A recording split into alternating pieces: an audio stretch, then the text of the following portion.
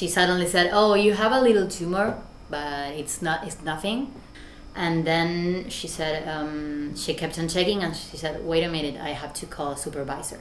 And I was like, "Oh my fucking god, I'm gonna die." I was so scared. Like, I just went to do like a checkup, and suddenly I had something.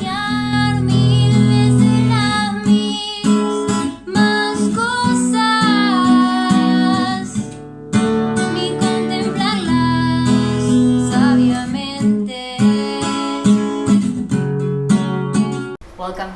It's a little bit of a mess, but no, it's beautiful. It's a beautiful mess. This means you're gonna die, so leave. I think it's really beautiful, your place, because it's like, it's not a big place, Mm-hmm. but you really love it. Yeah. And it really shows, and you really express yourself, and it's like an extension of you. Yeah. Like, if I saw this and you'd told me it wasn't your flat, I would say, oh, that looks a bit like Doli. Like, it really does. It's beautiful. You really do have a beautiful place. I'm gonna show you the gift my father gave me. Okay. This book, that it's a seminar from Lacan. It's the author of psychoanalysis that kind of follows Freud's work, but he just gives like a whole different vision of what he said. Because when I was a little girl, I used to read with him. He was studying, and I used to wake up early in weekends before my parents got divorced, and I read with him Freud, Lacan, and At what age? 4 or 5. Yeah, I really liked it. 4 or 5, you're reading philosophy and psychology. I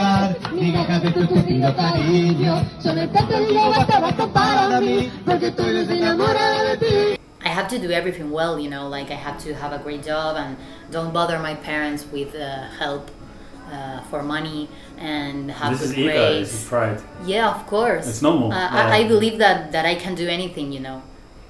I believe it, and that's like el cuchillo. Double-edged sword. It's that thing, like, it's a good thing that I have trust in myself and that I know I can do things and I'm capable of doing them, but I don't have to abuse it, because then I get sick or I don't feel well or everything just falls apart, because I'm human. Even though I can do things and I'm capable, I need help.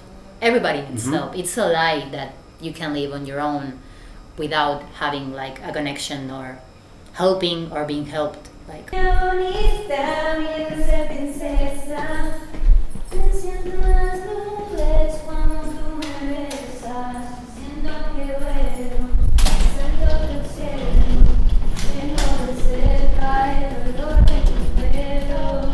I'm really, really perfectionist.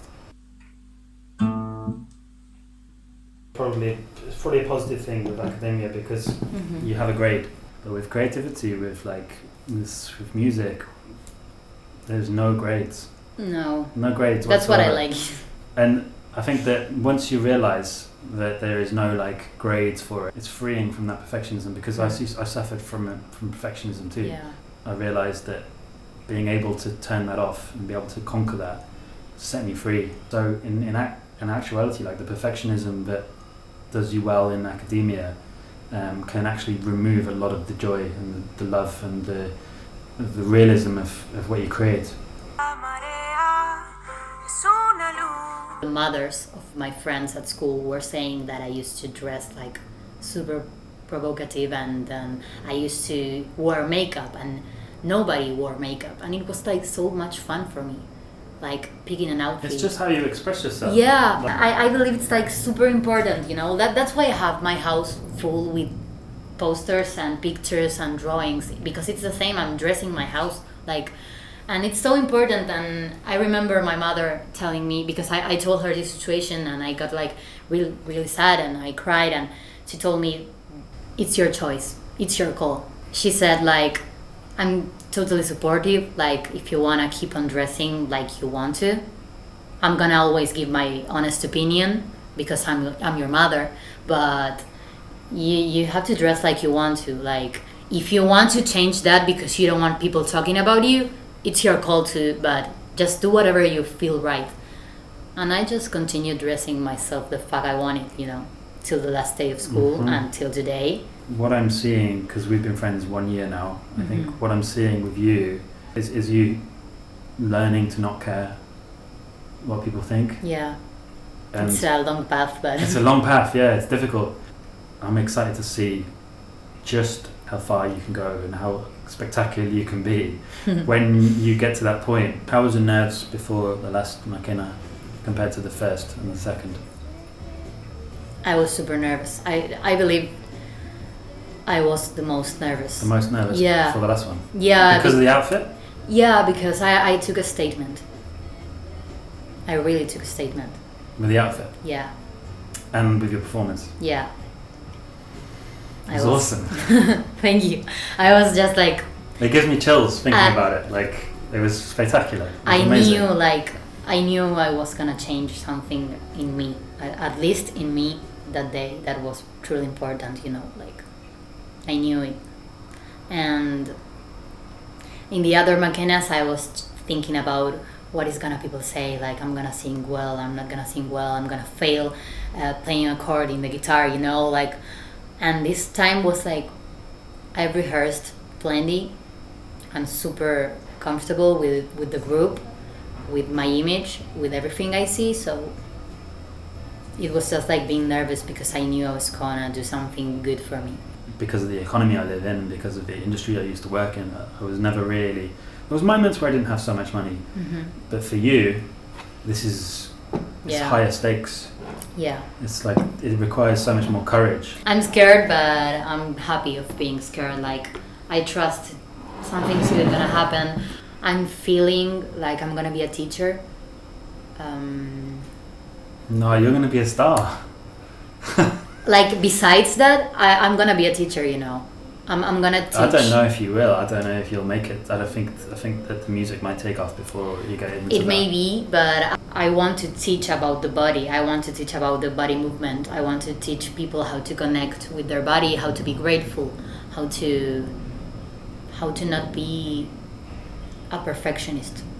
You love Miley, you love Dua. You don't need to love, so you can try all you want.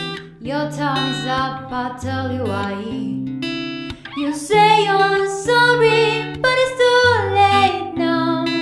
So save it, get gone, shut. What do you think what have you taken from Miley? What have you taken from Dua? I believe that from Dua,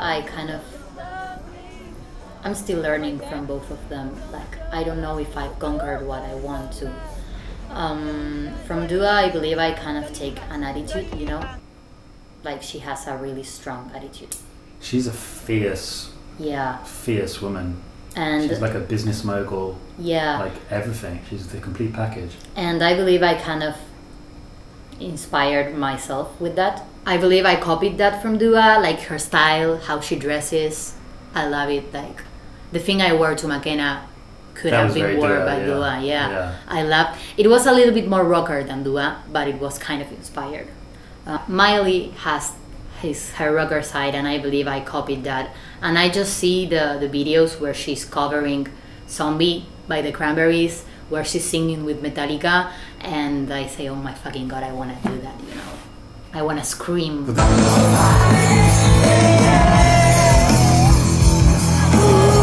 Early on, when I was getting to know you guys, and there was a video of you playing Sisha Blanca. Yeah. The one from La Trastienda. Yeah, and you're on the floor. Yeah. Like, that was a big moment for me where I was like, holy shit, there's so much potential here.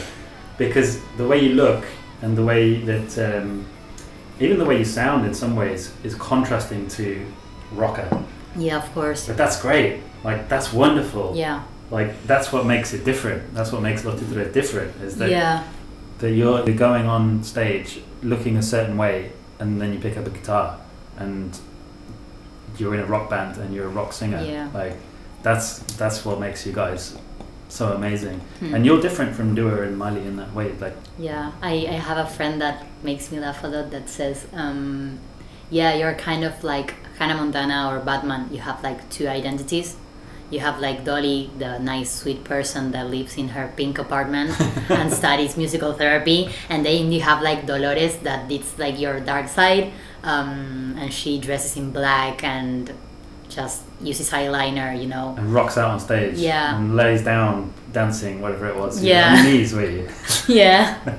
So it makes me laugh, and I understand I have like that two sides. Like last year, I started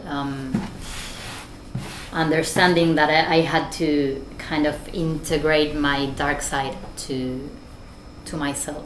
I was all about being nice and polite and good and kind of a people pleaser. And last year I understood like it really struck me when I got the operation and they took out the tumor. Can you tell me about that? I went to... How old are you? 23. I went to do like a checkup at the clinic, and I had like echography, you know. And like the girl that was doing the echography just kept on like moving the thing around here, and it hurt, and I was like, what the fuck is she doing, you know?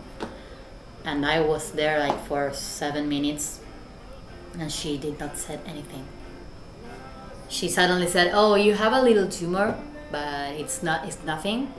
And then she said, wait a minute, I have to call a supervisor.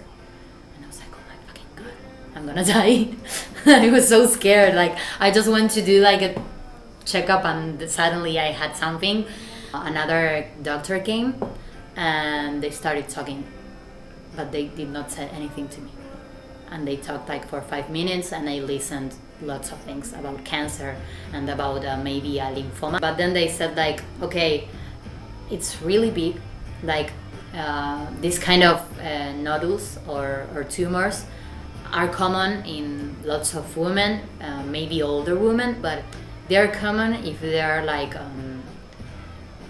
5 millimeters, 8 millimeters, but yours is 6 centimeters. I got the bad news last days of August, and then in 2-3 weeks in advance I had the biopsy, but it took like a month or more to have the answer.